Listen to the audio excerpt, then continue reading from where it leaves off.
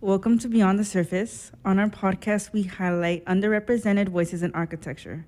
We'll humanize architects by uncovering who they are beyond the surface.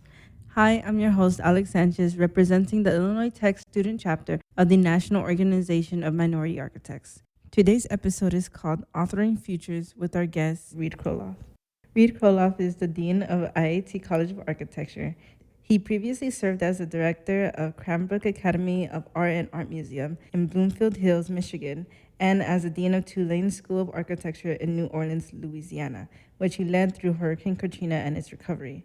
Reed was also editor-in-chief of Architecture magazine, which under his direction received awards for editorial and design excellence and became one of the nation's leading design publications. He holds degrees from University of Texas at Austin and Yale University and has practiced architecture in Texas and Arizona.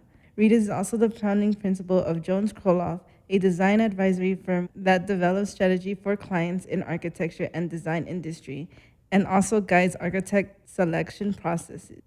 With the firm, his clients have included the High Line in New York City, the Whitney Museum of American Art, the Natural History Museum of Los Angeles, Yale University, and many more. A regular national commentator on architecture and design, Reed has authored writing that has appeared in publications such as the New York Times, Esquire, and Metropolis. He also appeared in a number of television programs for networks like PBS and Sundance Channel. Thank you for being here with us today. How are you feeling? I'm great, thanks. Pleasure to be here. I really appreciate having you here. I know we've seen each other so many times, considering that you're the dean at my school. But let's get started with this interview. Sure. Can you talk about how you grew up and how that influenced your identity? Well, I grew up mostly in the Western United States until I went to college, when I went to school east. And we moved a lot. So I was used to being in a lot of different cities and meeting a lot of new people all the time. I think I went to 7 schools in 12 years, and that's a lot. So you get used to meeting new people, you get used to having to be confident in yourself so that you're not, in the corner, that new kid that no one wants to talk to. And I think that has stayed with me. Even as an adult, I move a lot. In 25 years, my partner and I have lived in New York, Washington, Rome, New Orleans, Detroit, and Chicago. So it stayed with me through circumstance, but it really set me up, all that moving around, for being comfortable continuing to do it. I feel like that really shows in the way that I've seen you talk to people, because you're really good at meeting new people, talking to people, and I feel like that helps a lot with networking and bringing people in and the things that you do at the College of Architecture. Thank you. I agree with you. It does make it a lot easier for me to do those sorts of things. I'm completely comfortable in a crowd of strangers. And so I don't know what it would be like to live someplace for like 20 years or something. I've never done it. I feel like I understand this a lot more because I went to about 10 schools. Oh, also. you too. Yeah. So now that I'm drawing connections, I understand how it might be easier to meet new people as well.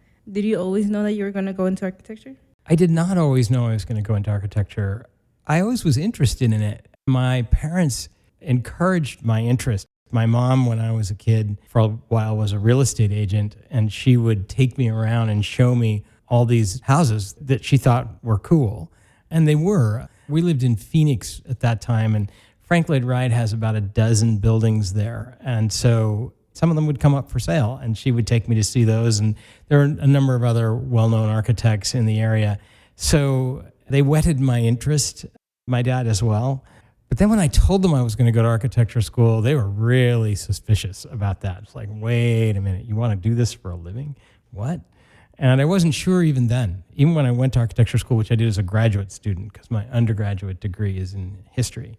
It was a bit of an experiment, and my parents were like, we'll see. And when I told them finally, yes, this is what I want to do, I think they were pretty distressed. They thought I was going to be yet another attorney like my brothers are. That makes sense. If your siblings also ended up being attorneys, they would more likely want you to go into that direction. At least we kind of read about how your mom wanted you to be a lawyer. Yeah. Which is interesting how you ended up in architecture. So what drew you to architecture to begin with? What really clicked the switch was taking a class from a very famous architectural historian whose name was Vincent Scully, and he taught at Yale. And he was probably the most influential architectural historian of the 20th century. Certainly the most influential historian of modernism in the 20th century. And he was famous for being an amazing lecturer, an amazing teacher. And hundreds and hundreds of people took his class every semester. I think the lecture hall that he taught in had 400 students in it and filled every single time. And I took this class from him and I was just overwhelmed. I mean, I fell in love. Architecture was so amazing. He was so amazing. I didn't know whether I wanted to be an architecture or a college professor to do it just like he did it, because he took a subject matter that most people think is pretty boring. We like architecture, but a lot of other people just think it's like, who cares? And he made it so fascinating and it just came alive. And I was seduced. I was seduced enough that after undergraduate, I wanted to try it out in professional school. And then I did, and I stayed with it. So from what I'm hearing, not only did this professor influence you to do architecture, I feel like he also inspired you more in the future to become also a professor / dean, which Absolutely. we'll get into like soon. So can you describe your experience in architecture school? Yes. Architecture school was really tough for me because most of my skill sets were developed in areas that weren't naturally compatible with architecture. So I could write, and I really enjoyed writing, but I couldn't draw. I could speak, but I couldn't design. I'd never seen any of the design tools. So it was like falling into a foreign language program where no one had told you what the language was that you were studying or where you would live or how any of the syntax worked. None of it. It was a struggle. Learning how to draw was a struggle. Learning how to build models was a struggle. Everything was a struggle. And I reached a point where I almost left because it just seemed like there was so much that I was going to have to do that was just so foreign to me. And I didn't really enjoy it either at the time. But I went to see a person who came to be one of my mentors. And I told him, I said, I'm going to have to drop out of architecture school. I'm failing out of architecture school. I wasn't really getting an F, but I was failing in my heart because I just couldn't get a grip on it. And he said, Reed, you're not failing. We're failing. Somehow we as faculty are failing you. You're smart, you're interesting, you love the subject, you want to be involved, and somehow we're not getting you there. And please don't leave. Let me try and help you get where you really do want to be and where we would like you to be. I'd never had anybody talk to me like that before, to say that when I wasn't doing well, it was their fault or their problem. It was so startling. That was my second big turning point in architecture school. The first with Scully. The second was with this other gentleman whose name is Larry Speck, Lawrence Speck, and he's still teaching at the University of Texas. And it really sort of clicked another switch for me that not only was it a profession, there might be something there for me, but that teaching might be something because of a person like him. A person like him and a person like Vince Scully, somewhere in there, I could see myself. Those were role models for me.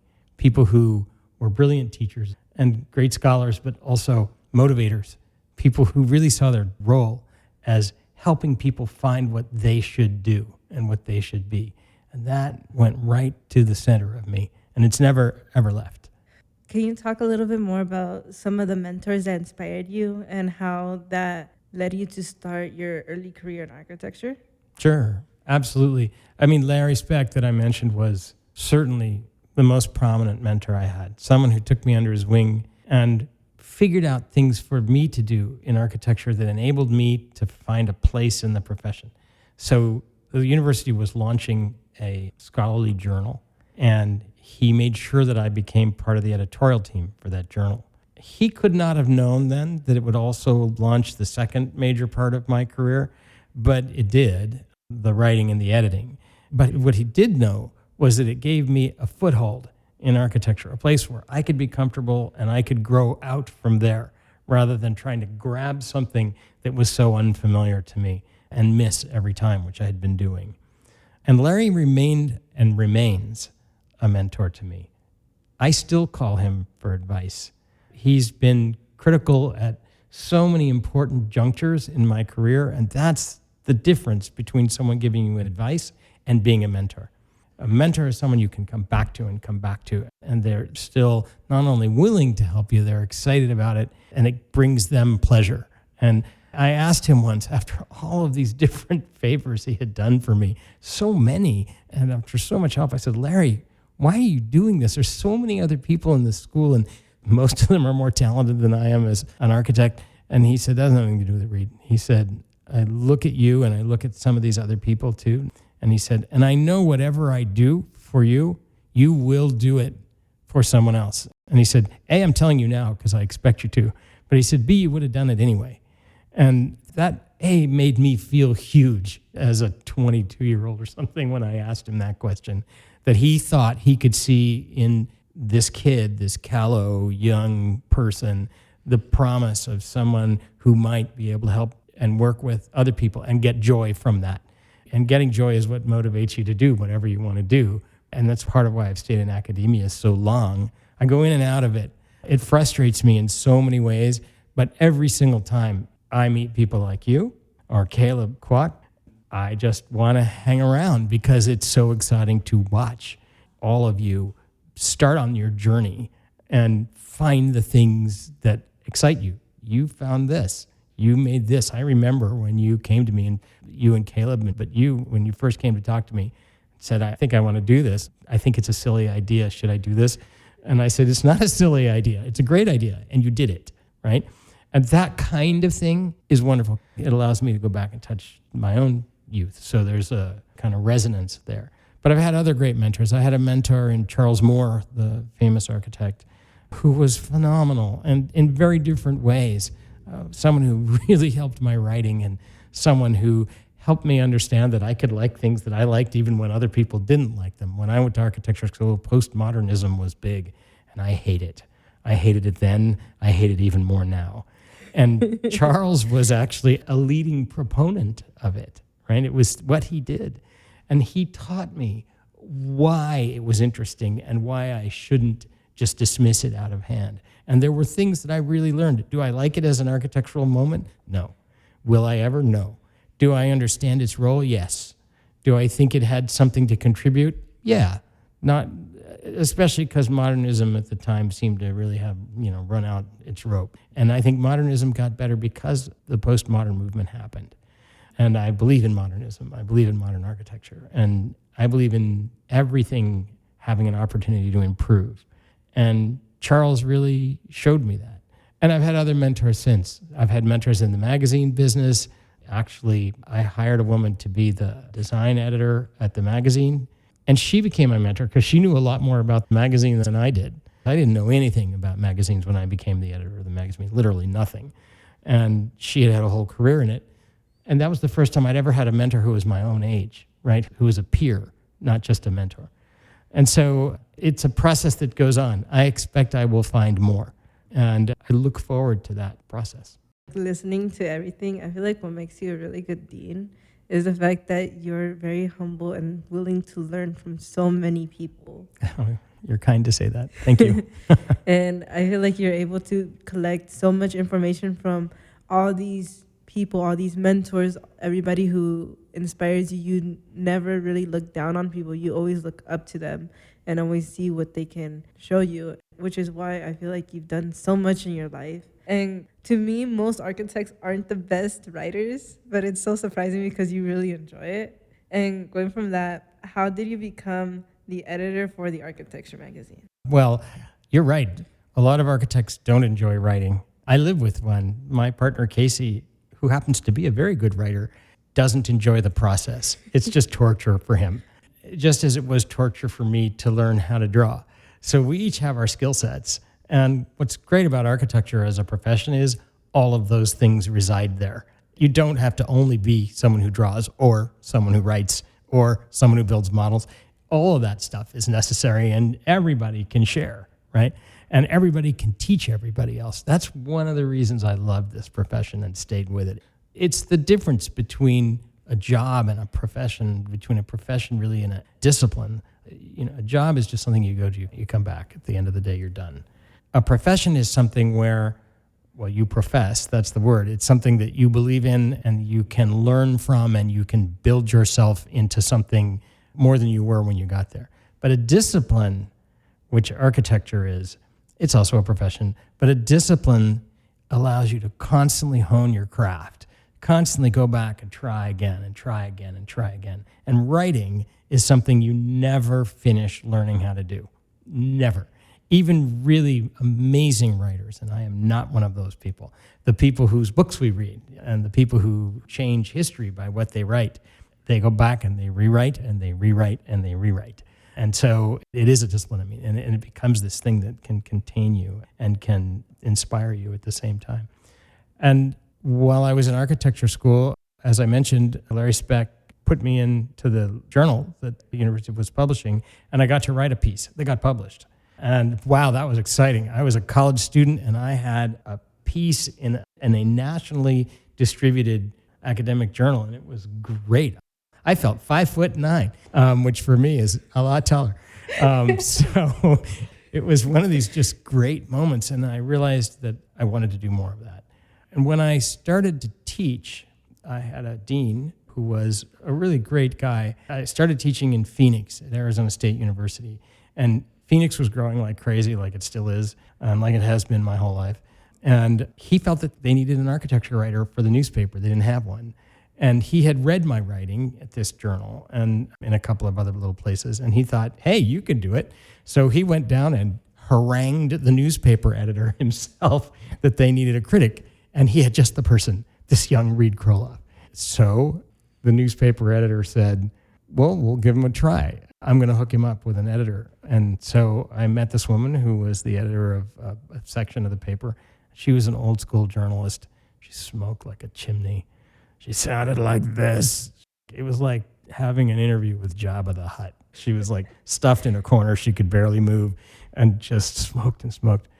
I wrote a piece for her, which I knew was really good. And she said, I read your piece, Reed. It's terrible. It's the worst writing I've ever read in my life, but it has a good idea, so I'm willing to work with you. And we spent almost a year rewriting the same article again and again and again until I understood. I didn't go to journalism school. I hadn't learned to write like that. I wrote like an academic, long and many clause sentences and many hyphenate words, and it was just thick. It was very thick writing. And when your writing is for journalism, it's a very different thing. It's light, it's fast, the ideas are right in front of you immediately. Paragraphs are short, sentences are short. Every word counts because the paper or a magazine have limited amounts of space where you can write versus writing a book where you can just write everything you want. So you really, really learn the value of every word you write. And that was such a joy. It was a joy. And when she finally let me publish the first one, it really was good. And it caused a big hubbub in Phoenix, a big controversy, because I criticized this building that had just been built by the biggest corporation in town. And they had built this high-rise, 30 stories high with chamfered corners. And I described it in the newspaper article as the deodorant stick of the gods. And they were not pleased by this. She was pleased because she liked the image. And it was for the Dial Corporation. Dial made deodorant, right? I thought it was appropriate. They didn't think it was so appropriate. So the controversy was big. And another article was about rampant development in Phoenix and how bad it was and how bad all the housing was. And the biggest advertisers in the newspaper were the housing builders. So they were furious. So the newspaper liked the fact that every time I wrote a story, they got letters to the editor. That meant people were reading, and that's what they want. That means people are looking at their ads. That's what they want. This is a long answer, but it just so happens that a woman who was the editor of Architecture magazine at the time saw some of these stories, and she asked me to start writing for them. So I did. And then she had an opening. An editor left, and she invited me to move to Washington and join the magazine's staff.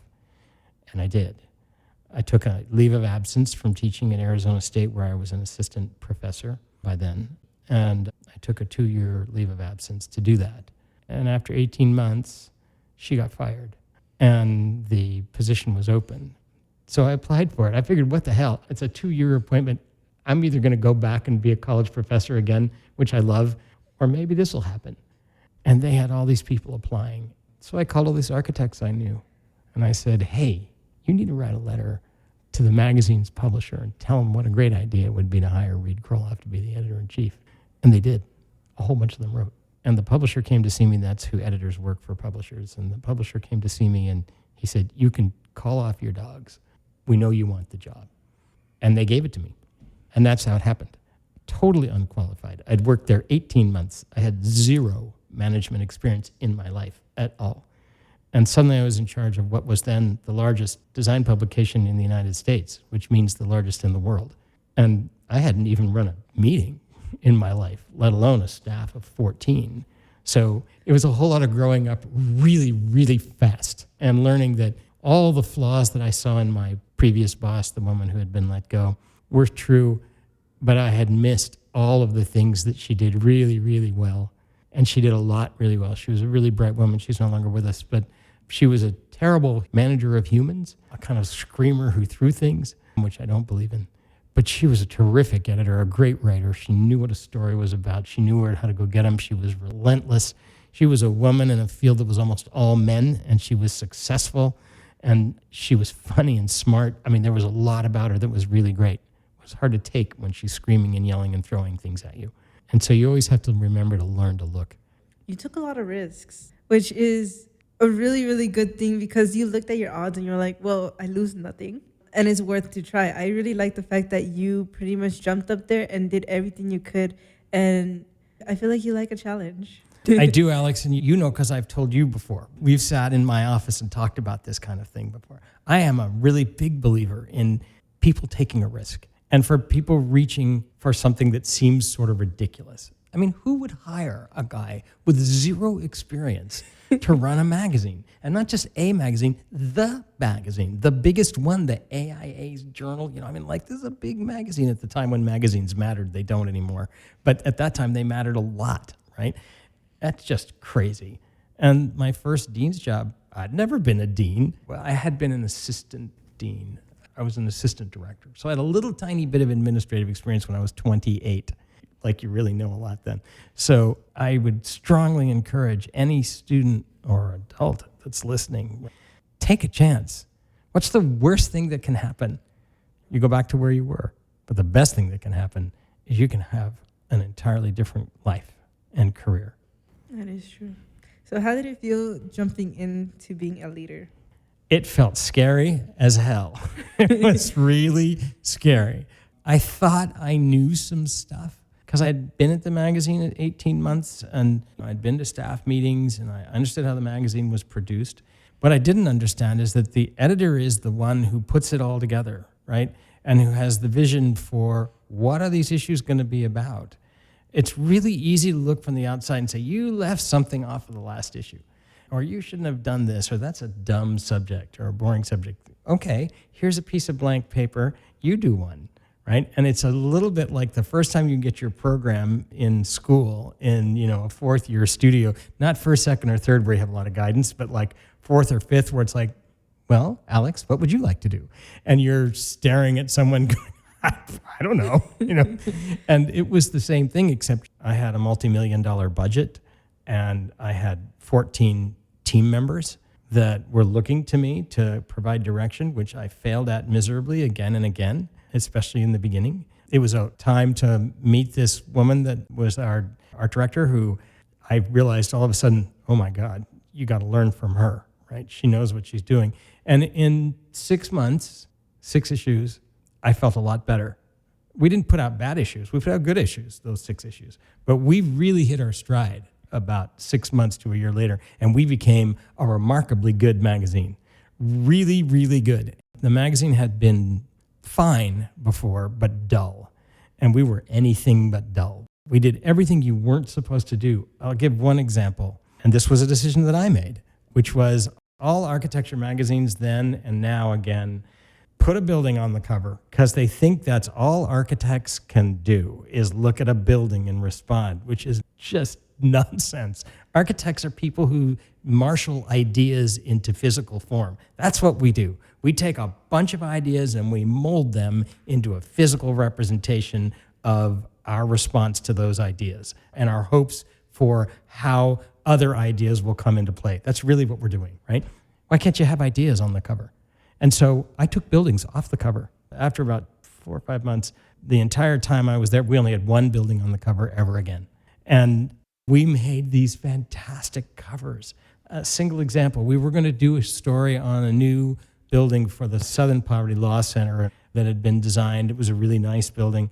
The Southern Poverty Law Center is an organization that tracks hate groups and keeps tally of where they are and what they do.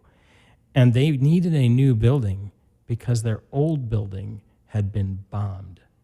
And our cover for that issue was a picture of a melted clock that had been in their building.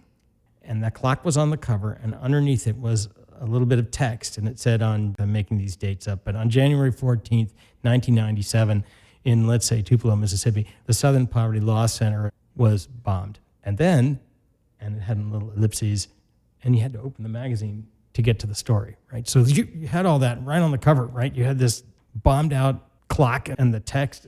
Everybody loved it. The letters we got were amazing. This was before people wrote on the internet to you. They actually had to type these things and mail them in. So they really took the time to do it. And it was remarkable, the response. And so we stayed with that. So you learn to make these sorts of things, and that became a hallmark, right? And it became something I believed in. And it was what I said a minute ago. The power of the word is so critical, and being able to deploy it in a way that it can affect people is something that's important for architecture. And that's what we were trying to say to people, that you're about ideas and these words are expressing these ideas. Everybody got it. There was nobody who didn't get it. Some people wrote back and said, could we have a building every now and again? Which I totally understand. But the larger idea was terrific. And at the same time, our competitor magazines, they just stayed there with their buildings on the cover. And, you know, it's interesting. My boss asked me, what kind of magazine do you want to be, right? And I would say, well, we want to be this, we want to be that. And he would say, no, you want to be the magazine people need to read. And I realized later he was right. But more than that, and this wasn't something that took a while to figure out, we didn't want to be the magazine that people need to read. We wanted to be the magazine that people want to read. If you need to read, it's an effort. If you want to read, it's a pleasure. If you want to read, you're engaged. And we wanted to engage our readers, and by God, we did. People waited for our issues, and they waited for those covers. And the inside of the magazine was pretty controversial a lot of the time, too. So all in all, it was a terrific experience, and certainly one of the high points in my career, which has had some high points. That's so cool. I like to write a little bit. Of course, not like that, but I'm really into poetry. That's hard, right? That's much harder than journalism. I feel like it's hard to describe how you feel with words. And I feel like poetry has an artistic way of doing that. Oh, yes. So when you were talking about like the power of words, and I really understand that, especially when it comes to poetry, because one phrase can mean like 12 different things when it comes to poetry. You can break it down so many different ways. And it's very similar to like journalism, where people are interpreting things like very differently. Absolutely. I couldn't agree with you more. And poetry is so tricky because there's so many different types of it, and the way the meter works and the rhythm and all of that. And those unbelievable things they do by emphasizing one word at the end of a phrase, and that draws you into the next one, and then whether it rhymes and how that works. And poetry is, I think, maybe the very hardest form of writing because of all that, but also very affecting when it's done well. Yeah. And I really liked what you said about wanting versus needing. I feel like that's some stuff that we've tried to do with the podcast, especially. Mm-hmm. We want people to listen to this, and it's kind of hard to think of the way to do that. Mm-hmm. And I feel like you really understand what I mean, how like I completely do. You have to sit down and think, what are people entertained with? What do they like to listen to? What type of story do they want to listen to? What makes this episode different than the last one? I completely agree. It's really tricky. And for me, putting an issue of the magazine together, very similar. What is it going to make them want to read it? Just like what's going to make someone want to listen to the podcast. I think that it kind of rockets back and forth among a number of things, but not the least of which is, and this will sound a little strange, they can see themselves in it, right? There's something that touches them, and thus they can latch on in some fashion. And we always talk in the magazine about how you enter the magazine, all the places that you can find your way in, and then I might read something else that I hadn't originally thought I would read. But that entry point is almost always something that I think that touches you, that reminds you of something of yourself. And the other side of it, which is going to sound like a complete denial of what I just said, is that moment where someone sees something and says, wow, I don't know anything about that. That's entirely new to me and fascinating. I hadn't thought about that at all, and I'm inspired. So those extremes, if you look at that as a continuum, right? Total surprise, something I know. Along that line is where you get people, no matter what the medium is. You touch them along that line, and I feel like when you're at the extremes, you're much more likely to get them the first time. They don't want to live at the extremes, I don't think, all the time, but it's what catches them. No, yeah. Moving on, can you talk about Jones Kroloff and what you do? Because it's not a traditional architecture firm. What influenced that decision? Sure. Jones Kroloff started when a philanthropist wanted to build a museum to honor Motown. And they came to ask me who the architect should be while I was the editor of the magazine. And I said, well, there's a lot of them. I think you'd want to spend some time learning about who some options are and why they might make sense for you and your project. And they said, okay. And just looked at me like, yes. And I said, whoa. I have a job full time. I can't do that with you. But at the time, Casey, my partner, was in the middle of leaving, helping to run an interesting nonprofit and moving into a different field. And he had a little time. And I said, why don't you talk to Casey and see if he'd do that with you? And that's how it was born. It actually started with Casey and Motown. And we talked about it extensively. And we had both been in the sides of this profession where we could see that clients had very little idea of how to get to their architect, other than they played golf with someone on a weekend or their cousin's second husband's sister-in-law was an architect and might have known someone in their town. I mean, it was ridiculous. Or literally they opened the yellow pages. There used to be these things called phone books. And they would open it up and just like say, B. My name starts with a B. Let's go right here. Charles Boyd. I'm going to hire Charles Boyd. You know, I mean, like ridiculous, stupid stuff. And we thought we could help people understand why architecture is important to them, why they want to have the right architect, a good architect, an architect who can help them realize the vision that they have, whatever that vision might be. And we really literally had that conversation quite specifically. How can we help them do this? And how can we help the profession by showing clients that architects need to be taken seriously? And that's how it started. So Jones Kroloff began with that. And that project actually never came to pass the way we thought it would, like many of them, although it is now happening. And ironically with Perkins & Will, where Casey works. But many of the projects did happen. And they were fascinating experiments and fascinating experiences. And the consistent residue from all of them, and there are dozens of them, is two things. One, really good architects chosen for buildings, often people they would never have heard of. They're not always the most famous. They're often not that famous. And number two, clients that we're all still friends with. We've never had a client that left angry or dissatisfied with the process. They loved the process, even when they didn't hire an architect or a project didn't get built. And, you know, so many of them don't get built.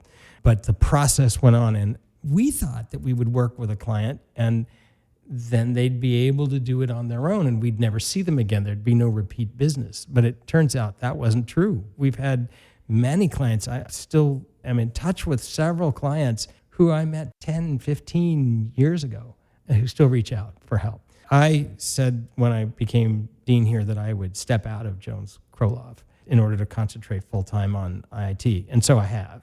But I did keep in touch with a couple of clients, and the university was fine with that. It's just not a full-time practice, and it's not even a part-time practice right now. And the name of the company has changed too, because Casey Jones is now a principal at Perkins & Will, their chief design officer, and so he can't really be in the firm.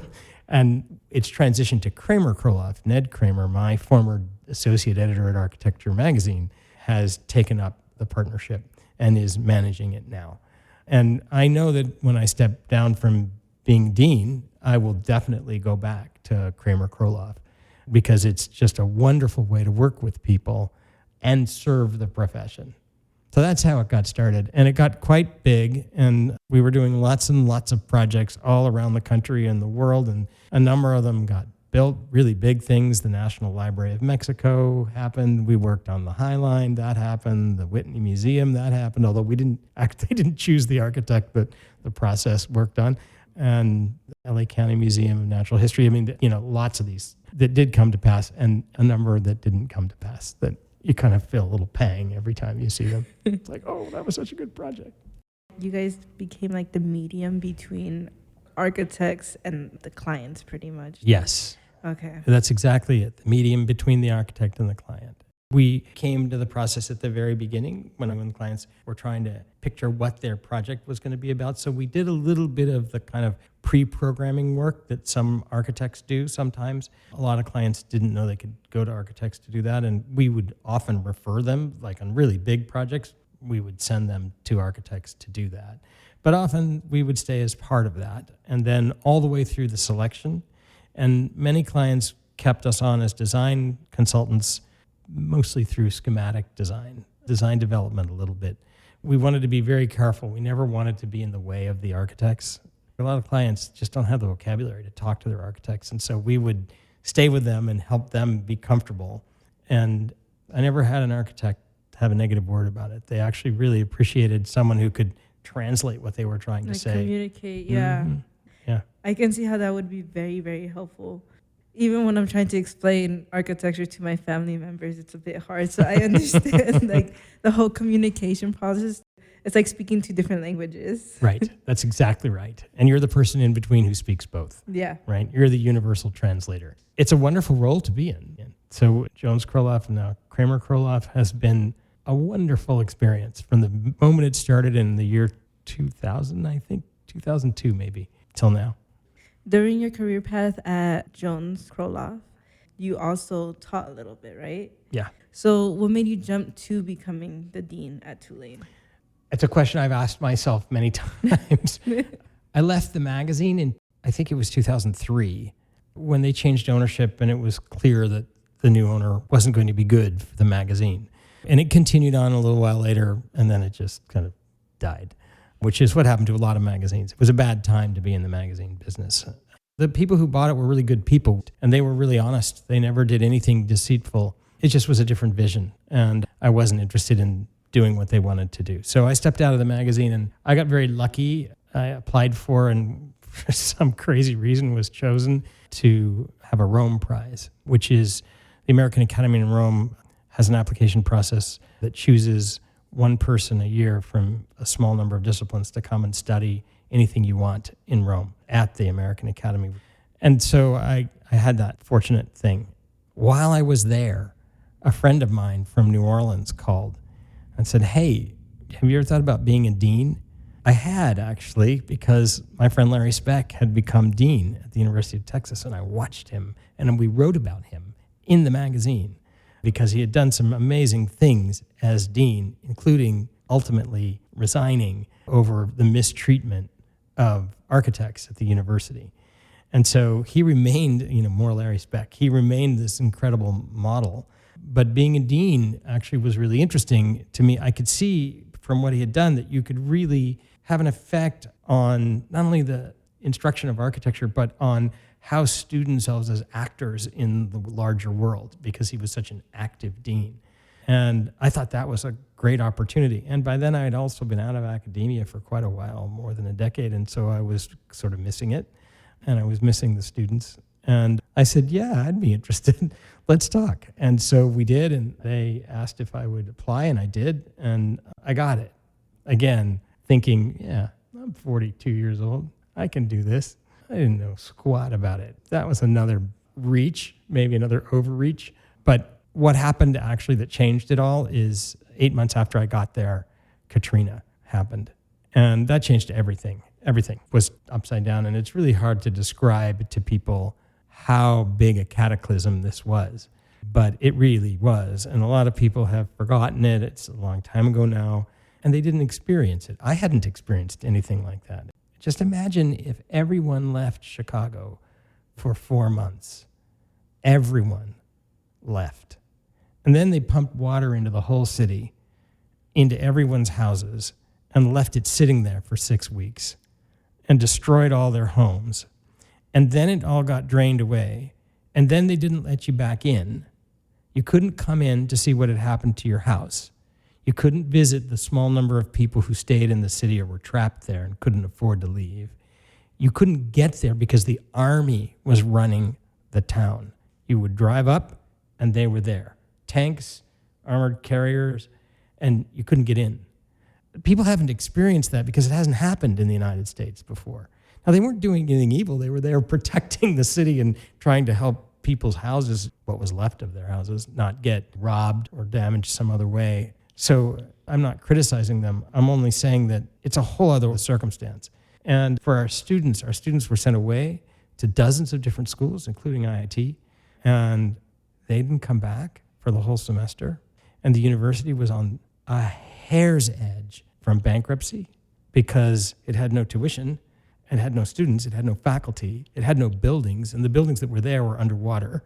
Billions of dollars worth of damage to the university's campus. It was just, the world went upside down. And we had to kind of immediately redirect and decide what we were going to do. And we had a brilliant president at the university who made a decision that the university was going to pivot to a whole new position. The architecture school had already started to move there, which was architecture as public service. It was one of the things that I had come to the school with that idea, but I hadn't made much progress. And then suddenly this happened and progress was easier. The university became the lever that was going to rebuild New Orleans' economic and intellectual engine in the city. And it really drove the recovery of New Orleans. And the architecture school was right out front. We built the first house. Students designed and built the first house in New Orleans after the storm. And I still get kind of choked up about it because these were just kids who'd never done anything in their lives like this, ever. And they were out there in New Orleans heat in the summer building this house. And we raised the money to do it and set up a whole system where we would be able to continue to build, and we did, and they've now built, I don't know, I think they're on their 18th house, maybe, or their 20th house, and they're beautiful. And people who were washed away in the storm got the first one. The first one went to a cop whose house was blown away in the storm. And it was so moving, so personal, and so dark and deep, and also uplifting, watching all these people stream into New Orleans for the next 3 years, thousands of people from all around the United States, millions of dollars to try and rebuild the city at the same time as horrible politicians were trying to undermine it all. It was quite an extraordinary experience. And it made me understand that a dean's position can, in that role, be a very significant player in the city to help represent architecture and what it does. I was part of a team of people that was the rebuilding committee for the mayor, and it was a marvelous experience, a big learning experience. That sounds like a big learning experience. Oh, man. Exhausting, too. Just exhausting. After 4 years, I was dead. Your time at Tulane was very fast-paced and constantly worrying about the school and trying to recover not just the school but the city. How was that different than your time at Cranbrook Academy? Can you talk about your experience at Cranbrook Academy? Sure. So Cranbrook is a remarkable place. It is the only school of its kind in the United States. There may be others elsewhere, but in the U.S., it's it. And it was set up by Eliel and Loya Saarinen. Those are the father and mother of Eero Saarinen, who did the Arch in St. Louis, Dulles Airport, and many, many other remarkable buildings, CBS, John Deere. I mean, just so many remarkable buildings. And it was set up around the word Gesamtkunstwerk, which is a German term that means a total work of art.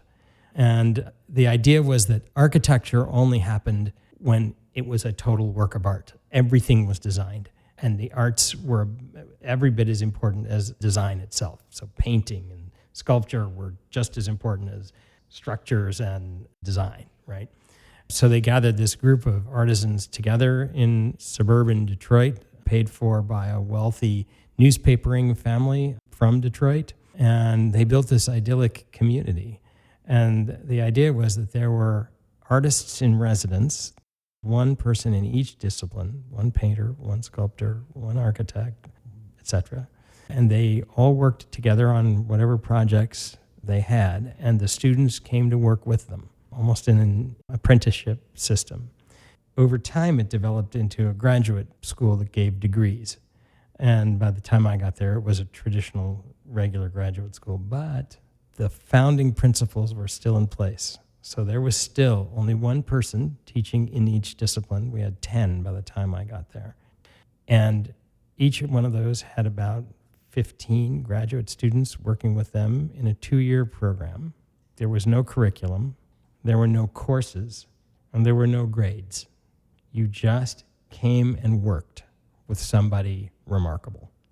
You got critted all the time, not just once or twice a semester. It was once a week, if not every day. And your work went up before all the people in the school all the time. And at 2 years, the artist in residence decided whether or not you were worthy of a degree, of a master's degree. And that's how it still works. And it was breathtaking. Such a shocking change from architecture curriculum is a pretty rigid thing. You all are in it, so you know what that's like. Imagine all of that thrown away and you're just studying with Éliel Saarinen, or later with Eera Saarinen, or Charles Eames, or Charles and Ray Eames. Ray is his wife. And it was so amazing to go there and be a part of it. It was such an influential school. Along with IIT, in the middle of the 20th century, Cranbrook was it.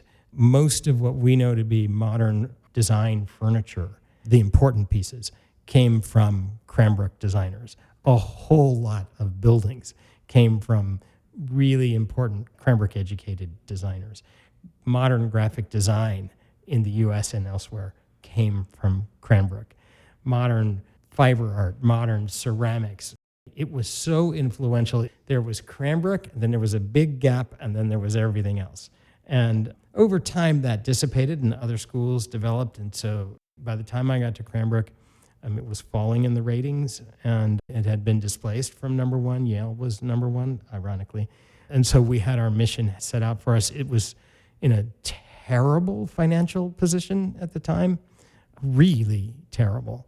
1 or 2 more years, and it wouldn't have been there after that. So we had a lot of work to do to change it around. Working together, the artists in residence, myself, an incredible small administrative team, we pulled it back together. And when I left, of our 10 programs, architecture isn't rated by the same ranking agencies. So if you take architecture out, of the 9 that remain, 8 were ranked in the top 10, 5 in the top 5, and several were number 1. Student enrollment had gone from 128 to 165. So it was a huge jump. And the financial crisis wasn't over, but it was a whole lot better. We were sound. And that was great, but that's a kind of a financial analysis. The real change was my being able to see the world in a different way than I had ever been able to see it, because we're not trained that way. I'm not criticizing the rigidity. It's just a different model. It was an extraordinary thing to be there. It felt wonderful. Yeah, that sounds really cool. I've heard a lot of people talk about ideas to how schools should or could be structured in the future and things like that. So it's really interesting to know that there is a school like that. Yeah. So going from Cranbrook and Tulane, how did you end up at IIT? Well, I spent about 7 years at Cranbrook. And by that time, Casey had left Detroit to become the head of architecture for the State Department ultimately. It didn't go quite in that order. He'd gone to work for General Services Administration and then was borrowed by the State Department and then hired by the State Department to run their architecture program. And he'd been gone for 3 years or 4, and we were commuting, and I didn't like it. And I had learned that no matter how much you love your job, you love people more, and weirdly enough, people can love you back. Jobs have a really hard time loving you. So I knew that our relationship was much more important to me than any individual job. I also had accomplished what I had said I would do, and more, in fact. Working together, our group had done really good work, and everybody felt proud of what we had done. And so it just felt like the right time to step away and to let someone who was going to be stronger than I was able to be in the world of fine art, and I was all right on the design side, but 70% of the students are fine arts students. And so it was time for someone to come in and really kind of invest that part of it. I just felt it was the right moment. And so I stepped away and went back to Jones Kroloff and did that for, a long time, 4 or 5 years. I can't remember. Then there was a change in administrations in Washington, to say it politely. And Casey suddenly found himself less interested in working for the government. And so we decided for the first time in our lives that we were going to move somewhere that we wanted to live. Rather than move for a job, we were just going to move. And we looked around the country, and we'd lived in New York, and we'd lived in lots of places, and we did this search, and it came down to 3 cities, but it really wasn't much of a decision. We wanted to move to Chicago, so we did. We got here, and we loved it. And we moved into a Mies building, which to me was like, holy cow, I'm living in a Mies building. And we were just living in a Saarinen building, and now we're in a Mies building. That's it. That's the 20th century. Just all done, right? And about a year and a half after we got here, the IIT position came available, and some folks called me and said, would you come back to academia? And I said, no, I've done that. And they called again, and it's really good. If you ever really want a job, just say no when they ask you if you want it, and they'll come back. And we had some great conversations, and I could see that there were some challenges at IIT, but there were huge opportunities. And it's IIT. At the end of the day, how do you say no to this school, right? I mean, there are maybe a half a dozen schools in the whole United States you can't say no to. You can't say no to Cranbrook because it's just the thing. It's this unique item. If Harvard ever called, you would never say no to Harvard, right? And then there's IIT. This is a school where modernism was born in the United States, and I'm an unapologetic, unreconstructed modernist. I believe in it. It's here in Chicago. It's not only this fabled school, but it's in this city. If you're an architecture person, this is nirvana, right? You can't really do any better than this. So it was just one of those things that just made a ton of sense. And then when I started to talk to people here, the faculty and some of the students, it was great. I mean, everybody loved being here. There's so many schools where people are just like, yeah, I'm going to get a degree and go somewhere. And they're like, no, we're here at IIT.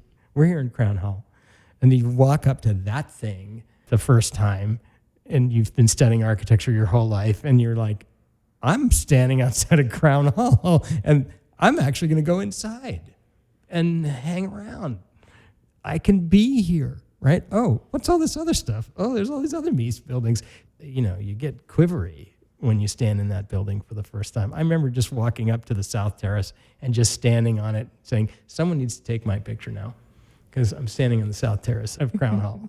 It was great. So when the opportunity came after meeting the faculty and the administration, I was really enthusiastic. I didn't know you guys were going to throw COVID at me. Had you told me that? How did it feel like when COVID first? Crappy.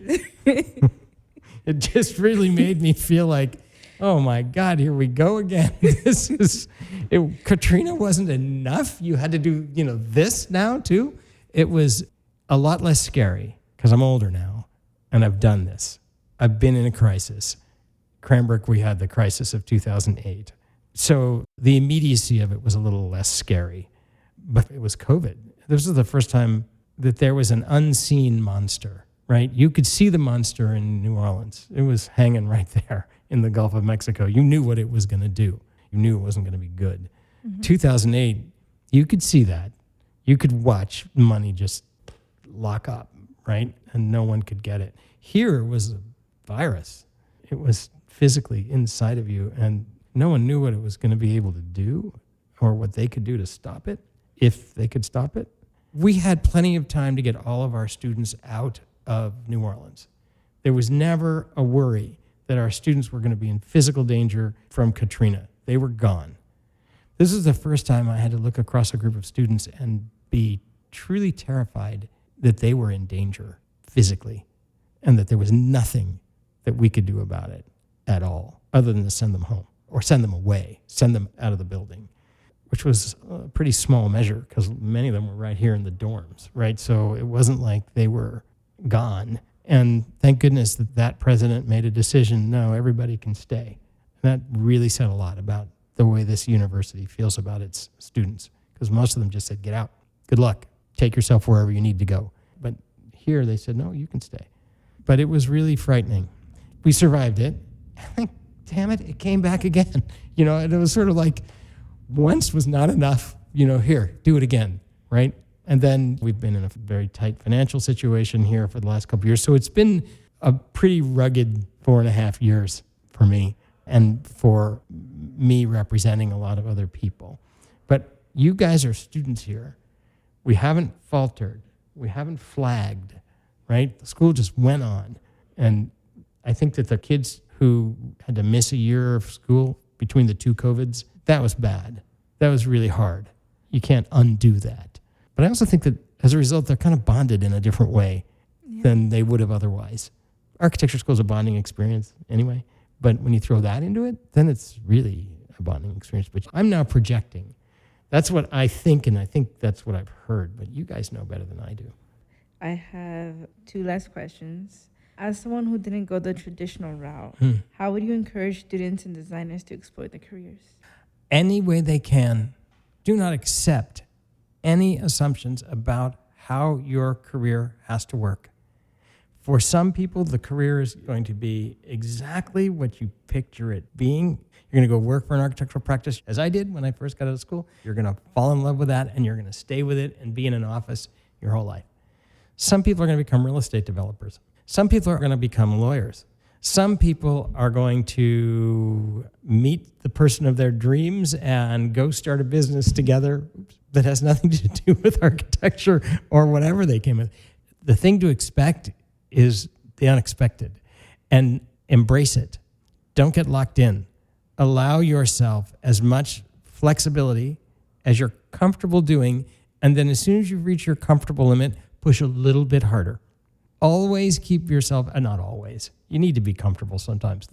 Anybody who tells you to make yourself uncomfortable all the time is a masochist or a sadist or both. But find enough opportunities to make yourself uncomfortable, to push yourself a bit. Do it on a regular basis, and you'll be happier. And we educate everybody in this school as if they were going to be a designer. And that's both good and bad. It's good because all of us are then inculcated into this system of what design is. We understand it, and we appreciate it. We may not love it. It may not be the perfect thing for us, or it may be the perfect thing for us. But at least we understand it. That's why we do it. It's not because we think everybody's going to be a designer. They're not. I'm not. And it doesn't mean that because you're not a designer, you're a failure. It just means you're doing something else. And we all design something every day anyway. We get dressed, or we, order our houses, or whatever we do. But we don't train people for that because we think that's what they're all going to do. We bring people into the system of design because we know that it is endlessly expansive, that you can just go anywhere you want and you can take it with you, and you can apply that thinking to every kind of problem that you ever encounter, whether it's a writing problem or a medical problem. You can still bring that with you. That's why that's valuable. But the second piece of this is our educational model makes no presumptions. We don't know what anyone's going to do professionally when they leave this school. All we really want them to do is apply the rigorous thinking that they experience here to whatever the problem is that they're solving in whatever field they're going into, and to bring design with them. We want as many of them to be architects as possible because we believe, I personally believe, and I think every other one of the members of the faculty believe, that architecture is a great profession and a great way to live in the world, and that the world needs more and better architecture in an unlimited supply, and that there isn't enough demand to do that. But if we could make that demand and every single person in the school went out and did great buildings, that would be fine. Doesn't seem to work that way. So we just want them to take this remarkable educational base and apply it in any way that makes sense for them. So don't hold back. Don't presume. Don't limit yourself. go out in the world with your eyes wide open and say yes to everything that looks interesting. It works. I've done it. And I'm hardly unique. So I am so excited for every one of our graduates. I get so excited at commencement. I'm like very, very excited at commencement because it's just this moment where you can watch people looking forward. It's a really cool moment in time. And so I want people to take that moment, that transition with them as they leave. And remember, you look back at all these important things, but you're headed forwards. I'm going to take that advice. I do like the way that the school is structured because, like you said, it doesn't push you to like necessarily do architecture, but it teaches you everything that you need to just succeed in whatever you decide to do. Like all the staying up late to do something you're dedicated to do, the risks and the challenges and thinking outside of the box and trying to translate things into drawings, words, and everything. It's a really good school. So to close off, I had the hardest and last question. What are your future plans? My future plan is to try and take the advice I just gave you because it's really easy to give advice. It's often so hard to follow it because so many things get in the way or opportunities come up or you reach a point in your life where there are things that constrict your point of view. Maybe you got into a relationship and you have to keep that other person in mind at all times. Or it's a happy thing to keep them in mind at all times, but it affects your path making. Or maybe you've got a physical thing that happens to you or that's already part of your life that shapes how you make decisions.